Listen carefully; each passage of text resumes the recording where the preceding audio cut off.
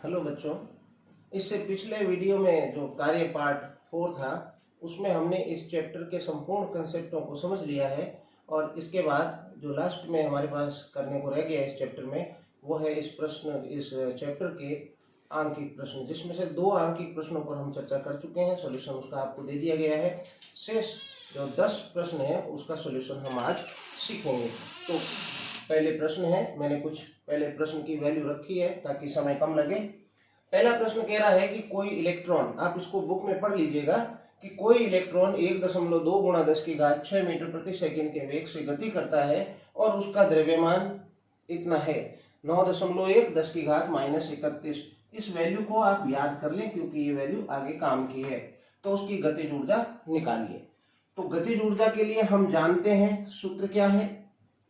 गतिज ऊर्जा का सिंपल सूत्र है काइनेटिक एनर्जी बराबर half mv², half m 9.1 into 10 की घात -31 और v 1.2 इंटू 10 की घात 6 स्क्वायर।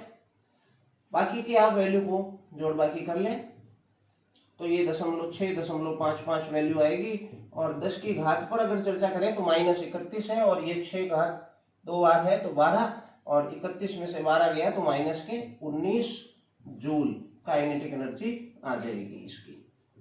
तो ये है इसका सॉल्यूशन। दूसरा क्वेश्चन कह रहा है कि एक 40 किलोग्राम के द्रव्यमान को 10 मीटर ऊंचाई तक ले जाया जाता है तो उसकी स्थितिज ऊर्जा कितनी होगी। तो स्थितिज ऊर्जा के लिए हम सूत्र जानते हैं। हम जानते हैं पोटेंशियल एनर्जी इज mgh। जी की वैल्यू पर ध्यान दें। जब जी की वैल्यू दी हुई हो 9.8 जो कि बुक में दी हुई है, आप देखिएगा तो इतनी लेनी है, अदरवाइज आप इसको 10 ले सकते हैं।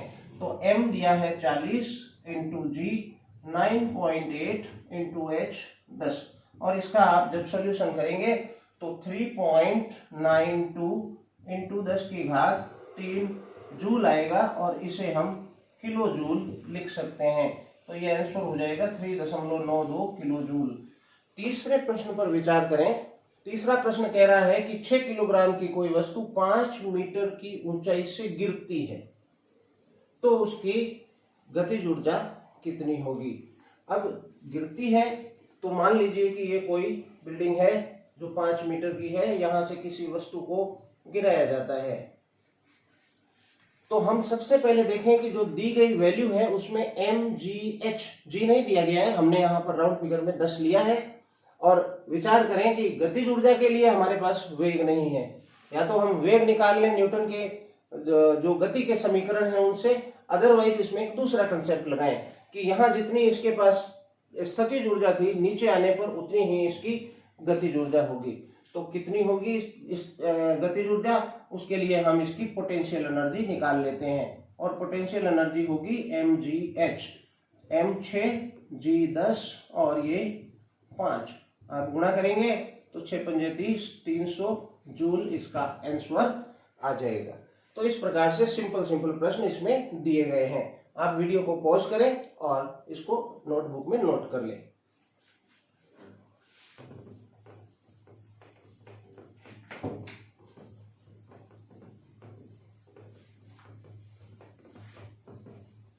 अगले प्रश्न पर चलते हैं।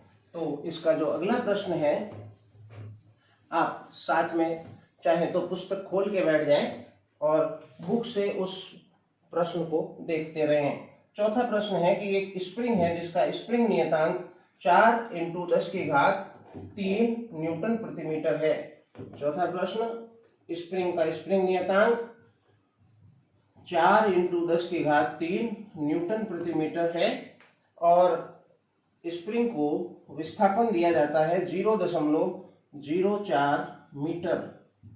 तो स्प्रिंग की पोटेंशियल एनर्जी यानी स्थितिज ऊर्जा ज्ञात करें। और स्प्रिंग की स्थितिज ऊर्जा के बारे में हमारे पास एक सूत्र है। क्या है हम जानते हैं potential energy is half kx square. फिर यहां पर वैल्यू रख दें तो 1/2 k का मान 4 इंटू 10 की घात 3 इंटू x की वैल्यू 0.4 इंटू 0.04। आप देखें यहाँ से 0 हटा दें, दशमलव हटा दें तो 0 आ जाएगा। 3 0 है, ये 2 0 कट गया और एक और ये कट गया, तो ये बन गया आपके 2 भी कट चुका है। 4 चौक 16, 16 दूनी 32, तो 32/10 यानी 3.2 जूल इसका आंसर है। तो इस तरह से सिंपल क्वेश्चन है। 5वां प्रश्न हम देखें, स्प्रिंग से जुड़ा हुआ है। 5वां प्रश्न कह रहा है कि एक स्प्रिंग को हम 0.2 मीटर तक विस्थापित करते हैं और स्प्रिंग का जो स्प्रिंग नियतांक है वो आपको ज्ञात करना है, जबकि स्प्रिंग पर किया गया कार्य यानी स्प्रिंग की स्थितिज ऊर्जा हमें दी गई है जिसकी वैल्यू है 0.4 जूल। बच्चों हमें यहाँ के की वैल्यू यानी स्प्रिंग नियतांक की वैल्यू निकालनी है। फिर आप देखें तो सेम क्वेश्चन है, बस इसमें हमें पोटेंशियल एनर्जी निकालनी थी, हमें कार्य दिया हुआ है, कार्य का मतलब स्थितिज ऊर्जा यानी पोटेंशियल एनर्जी है। फिर उसी तरह से हम इसको सॉल्व करेंगे। हम जानते हैं पोटेंशियल एनर्जी यानी स्थितिज ऊर्जा बराबर ½ kx²। हमें k निकालना है तो पक्षांतरण करेंगे, 2 ऊपर तो 2 इंटू PE बराबर बटा x²। सारी वैल्यू हमें दी हुई है, देखें आप। 2 k बराबर 2 into potential energy 0.4 upon x², 0.2 into 0.2, और जब आप इसको सॉल्व कर लेंगे तो k का मान आ जाएगा। बच्चों इसमें जो x की वैल्यू है ये 0.02 है, तो आप यहाँ पर परिवर्तन कर लें 0.02 इंटू 0.02। जब आप पुस्तक खोल के बैठेंगे तो आपको ये वैल्यू पता चल जाएगी। इसको देखें, यहाँ से हटाया मैंने तो 2 0 आया, और हटाया तो फिर 2 0 आया, 2 और 2 4 0, एक यहाँ से जाएगा तो 3 0, और 2 से 2 कैंसिल, 2 से 2 कैंसिल, तो ये बन गया 2 इंटू 10 की घात 3 न्यूटन प्रति मीटर, जो कि इसका स्प्रिंग नियतांक का मात्रक है। इसमें जो प्रश्न संख्या 5 और 6 है वो हम पहले ही हल कर चुके हैं। चलते हैं प्रश्न नंबर 8 की ओर। जब तक आप इसको वीडियो पॉज करके रोक लें, देख लें, नोट कर लें इसको।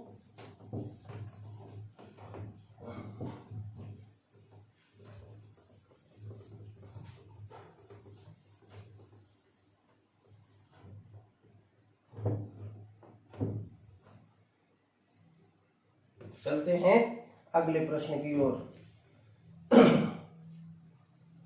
प्रश्न है कि कोई वस्तु 2 मीटर प्रति सेकंड के वेग से गति कर रही है। इस वस्तु का द्रव्यमान है 40 किलोग्राम, और जब इस वस्तु पर कुछ कार्य किया जाता है तो इसका वेग बढ़ जाता है, और बढ़कर वेग का मान 5 मीटर प्रति सेकंड हो जाता है। तो बताइए कि इस पर कितना कार्य किया गया।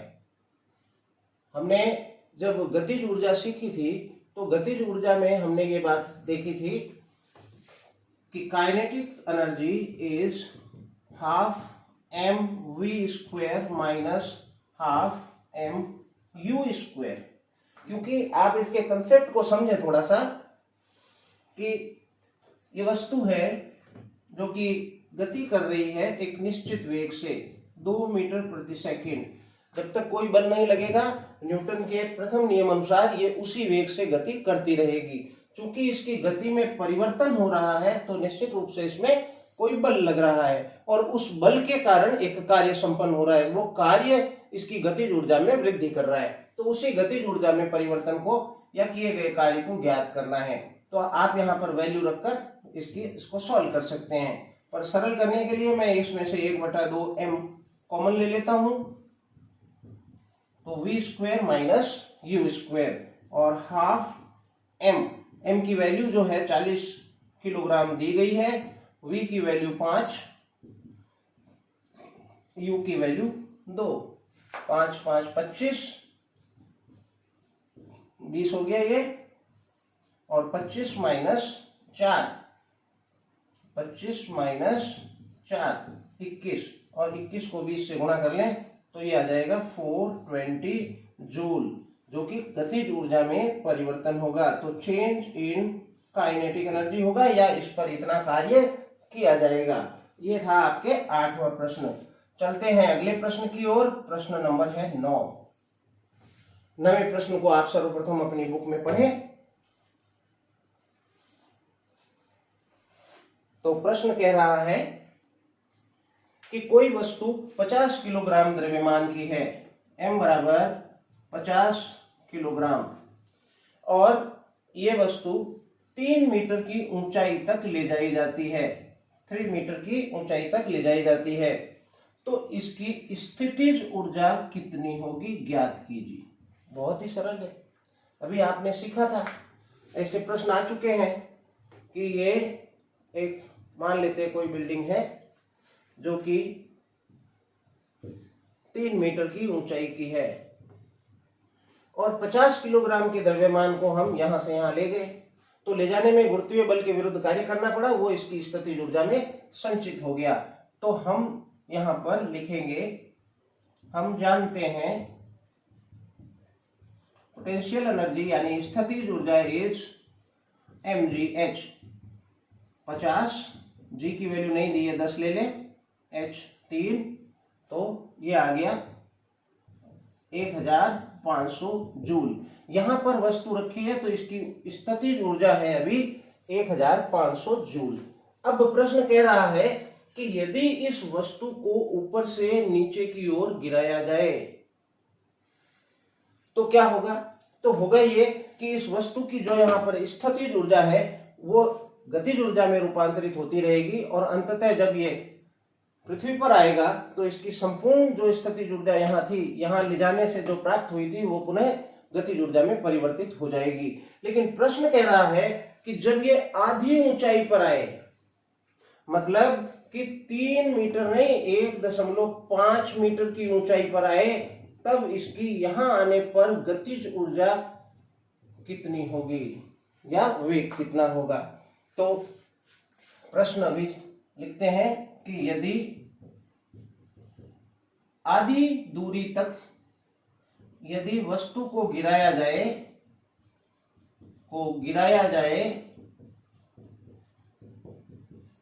तो आधी दूरी आने पर या तय करने पर उसकी काइनेटिक एनर्जी ज्ञात कीजिए। तो आधी दूरी आने पर काइनेटिक एनर्जी ज्ञात कीजिए, और काइनेटिक एनर्जी के लिए हम सूत्र जानते हैं।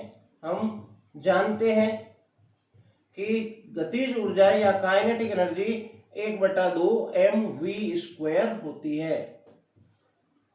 बच्चों, हमारे पास वेग नहीं है। अब वेग नहीं है तो हम वेग की इस वैल्यू को ज्ञात करेंगे। वेग की वैल्यू ज्ञात करने के लिए हम गति के तृतीय समीकरण का उपयोग करेंगे। आप जानते हैं गति का तृतीय समीकरण v² बराबर u² plus twice of as। s means वही डिस्टेंस, इसको मैं s कह देता हूं क्योंकि 3 मीटर को मैं h कह चुका हूं। अब जब वस्तु कोई गिराई जाती है, स्वतंत्रता पूर्वक जब किसी वस्तु को छोड़ा जाता है तो उसका प्रारंभिक वेग 0 होता है। गिराए जाने पर प्रारंभिक वेग इसका 0 होता है। तो यहां हम 0 रख देंगे तो u² यहां से हट जाएगा। तो v² बराबर 2a। a यहां पर जो है गुरुत्वीय त्वरण है, इसलिए हम इसको g रख लेते हैं। तो g की वैल्यू मैं 10 ले लूं, और s जो कि हमें कहा गया है आधी दूरी के लिए, तो v² की जो वैल्यू आई वो 30 मीटर प्रति सेकंड नहीं है, ये वी स्क्वायर है। अब ये वी स्क्वायर की वैल्यू हम डायरेक्ट यहां रख देते हैं तो हमें गतिज ऊर्जा प्राप्त हो जाएगी। अतः काइनेटिक एनर्जी इज एम फिर दिया गया, यहां से ले लें हम 50 इंटू वी स्क्वायर की वैल्यू 30, और जब आप इसको सॉल्व करेंगे तो ये 750 जूल प्राप्त होगी। इस तरह से आंकिक प्रश्नों को सॉल्व किया जाता है। वीडियो को पॉज करें और इन प्रश्नों को उतार लें।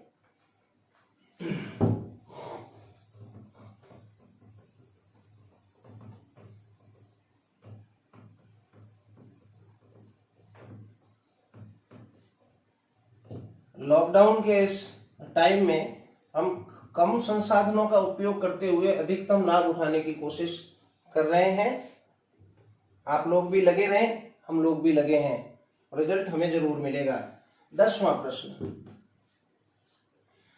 प्रश्न कह रहा है कि एक 8 किलोग्राम का कोई द्रव्यमान है। इस द्रव्यमान का वेग v जो है 4 मीटर प्रति सेकंड है। बच्चों, ये गुटका है, मान लेते कोई लकड़ी का एक गुटका है जो कि किसी घर्षण रहित मेज पर एक समान वेग से गति कर रहा है, जिसका मान 4 मीटर प्रति सेकंड है। ये यहां पर लगी हुई किसी स्प्रिंग से टकराता है। ये स्प्रिंग लगी है, मान लीजिए स्प्रिंग से मान लेते हैं कोई गुटका जुड़ा है, हालांकि प्रश्न में नहीं कहा है लेकिन मान लेते हैं। और ये जो मेज है जिस पे ये स्प्रिंग रखी है या गुटका गति कर रहा है, इस मेज को हम घर्षण रहित मान लेते हैं। जब ये गुटका इससे टकराएगा तो स्प्रिंग संपीड़ित होगी, और स्प्रिंग संपीड़ित होगी तो हमें ज्ञात यही करना है कि स्प्रिंग में संपीड़न कितना होगा। मान लेते हैं अगर स्प्रिंग का गुटका यहां से यहां आ जाता है तो ये इसमें संपीड़न हुआ। इस संपीड़न यानी x को हमें ज्ञात करना है। तो इसके लिए हमें स्प्रिंग नियतांक k चाहिएगा, और जो k चाहिएगा तो k प्रश्न में दिया गया है, आप पुस्तक में देखें, जिसकी वैल्यू 2 इंटू 10 की घात 4 न्यूटन प्रति मीटर है। अब आप प्रश्न समझ गए हैं।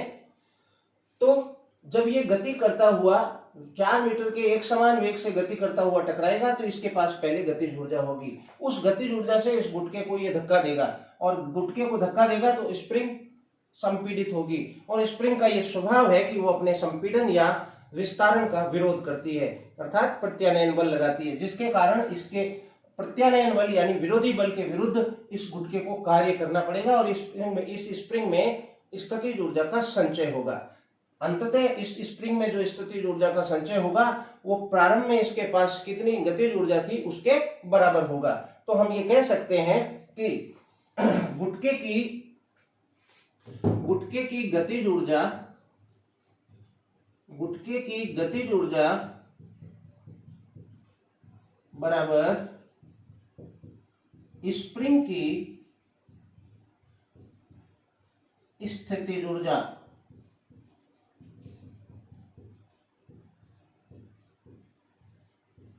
सूत्र हमारे पास दोनों के लिए है।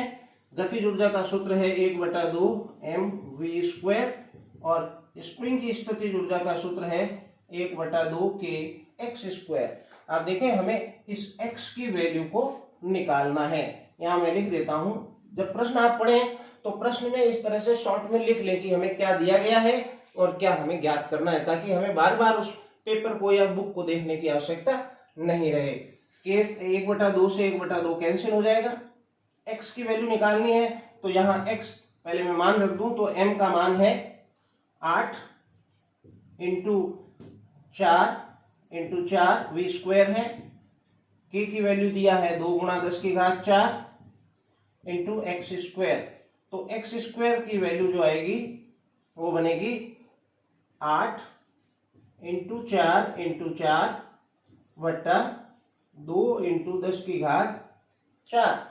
तो बच्चों x की वैल्यू निकालने के लिए हमें इसका रूट लेना पड़ेगा।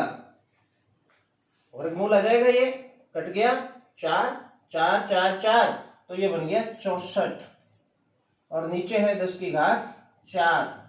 64 का वर्गमूल हमें आता है 8 और ये 10 की घात 4 है। वर्गमूल करते हैं तो 10 की घातें आधी रह जाती हैं, तो ये 10 की घात 2 रह जाएगी। 10 की घात 2 का मतलब 100 होता है और इसलिए ये वैल्यू बन गई आपके 0.08। x है, इसका मात्रक मीटर होता है। तो ये इसका आंसर है। बच्चों, कक्षा 10वीं के इस चैप्टर के अंदर कुल 10 आंकिक प्रश्न दिए गए हैं। सारे आंकिक प्रश्न कंसेप्ट पर बेस्ड होते हैं। तो हम पहले इसके कंसेप्ट को समझें, जिसके वीडियो मैंने आपको बना के दे दिए हैं। तो आप कंसेप्ट को देखें, समझें। अगर नहीं समझ में आए तो आप कमेंट करें या मुझे मैसेज करें। और इन आंकिक प्रश्नों को भी एक बार देख लें तथा बिना देखे फिर सॉल्व करें। नहीं समझ में आए, कुछ इसके कंसेप्ट में प्रॉब्लम हो तो आप मुझे फोन कर सकते हैं या कमेंट में लिख सकते हैं। इस तरह से ये चैप्टर संपूर्ण हुआ, जिसमें मैंने सारी चीजों को समाहित करने का प्रयास किया है। फिर भी कुछ अगर छूट गया है तो आपके सुझाव आमंत्रित हैं, आप मुझे कह सकते हैं, कमेंट कर दें। मैं उसमें आपके लिए जो आपकी क्वेरी होगी, जो आपकी वो होगी, आशंका होगी, उसको मैं दूर कर दूंगा। आज इतना ही। अगले वीडियो में हम एक नया चैप्टर शुरू करेंगे। तब तक के लिए धन्यवाद।